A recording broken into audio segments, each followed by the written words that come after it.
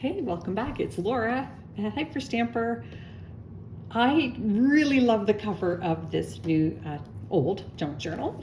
This is an actual print, not a book page, but an actual print, vintage, quite old actually. And it's just this lovely image of this little boy pushing this little girl on the swing. It's from a well-known artist, children's artist, Germaine something. I forget her last name, sorry, Germaine. And I've added these vintage pieces of vintage necklaces down the side here and some vintage crochet. But look at how sweet that is. The colors are amazing. And I like to think that I picture this in a framed piece under glass in a child's bedroom back in the 30s or 40s. And the child got to look up at this fun print and probably just made that little child so happy. And then inside, of course, I have overstuffed with antique and vintage real ephemera. There's no digitals or commercial products in any of my journals. And this one is no exception. And it's really, really stuffed. So let me take you on a quick little journey, and then I'll put it in my Etsy shop, hyperstamper.etsy.com. And if you like what you see, please subscribe. And then you'll be one of the first to know that there's a new journal out. They come out almost daily. That is a plate from the 1890s, actually. Look at that beautiful bird having their seed there. And then this original book here is from the University of Knowledge from 1937. And this is a 1940s, the theater arts page. And I just love, love, love the advertisements on there. Some of them are advertisements for plays that were on Broadway at the time or all around the world in famous theaters. It's really cool. And peeking under here is this vintage upholstery piece and some antique paper, and that is from a 100-year-old page from Alice in Wonderland, Tweedledee and Tweedledum through the looking glass. Look at that.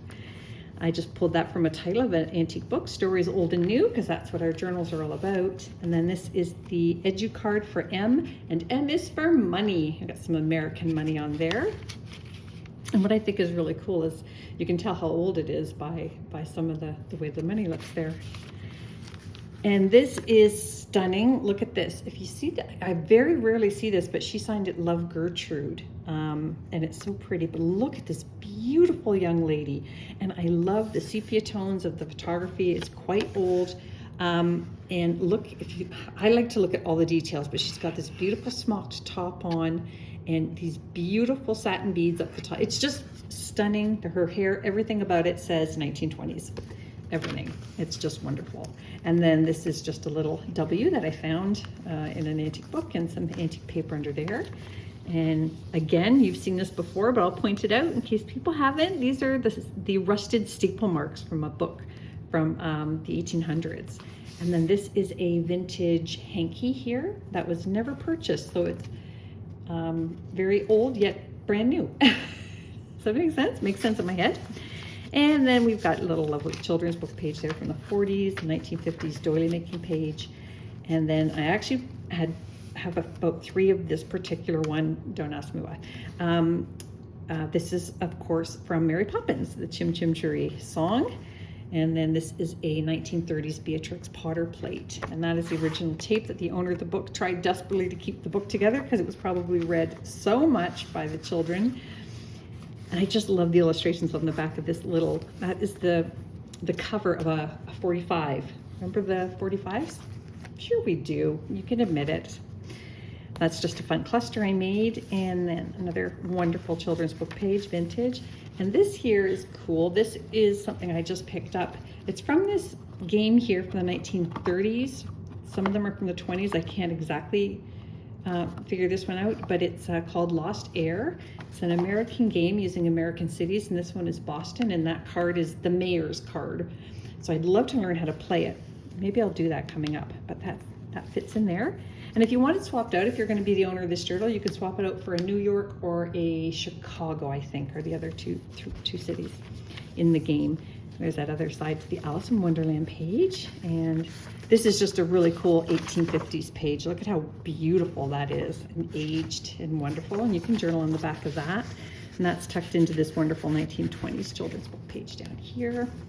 More of that theater arts magazine page. Look at this, is from the early 1900s from Chatterbox. It might even be the 1880s. forget. I've had so many Chatterbox books. That one does look quite old. This is a little card. Look at the little puppy chewing on a shoe. This is a happy birthday dad card, and you can take that. And it's got this little tiny bit of foil here, which made it probably a very expensive card, even for that little bit of foil. It's a 1950s page and a vintage pattern instruction sheet. And this is an antique book book cover from the Winnie the Pooh. Now We Are 6 by 8 mil. And in here you can see some little images there of Christopher Robin. This is from 1908. It's a cursive writing instruction sheet and one of the workbooks for children. And this is a 1904 English garden book page. I just love the color of that book page. Look at the beautiful foxing around the edge. And then this is another fun little vintage children's book page. And then I have a floating pocket here with an early 1900s page, The Doctor and the Doll. Journaling Spawn, but look at the great original staining on there. I did not do any of the staining. I just love it when I open a book and I see stains. That doesn't make sense, but it's true. I love it. And then this is a 1936 Paris, France Almanac page, double-sided, which is really cool because that was during the war. And then I've got a 1930s flinch card in here, which you can also ask me to switch out the number on that if you have a favorite number or a date that has a number associated to it. And then back here is an 1800s arithmetic book page, and I just added some antique paper on the back of that. And another one of these fantastic 1959 sticker book pages for children, mix and match kind of thing. And then this is one of my beautiful paper doll cutouts. Look at that, Patsy Cline, and I love it. Look at that. Yay! 1956, and this is a great vintage bird book page pocket here. And then this is just hysterical because this one I believe is from 1961. Good year. Look at that. She is very happy to be washing her face with Noxzema. And then Sun-Made Raisins. Swear to God, they have not changed the cover of the Sun-Made Raisins box ever. Ever. And a vintage atlas page. And this is just a really, I just love the graphics on this. It's from an antique book, but look at that. Beautiful. Tibet. What is that mountain in Tibet? Oh man, it's not Kilimanjaro, it's the other one. Come on. Never mind. Somebody let me know in the comments below. And this is just from 1927 from the My Book House series. That's a really old one. Really fun cluster here.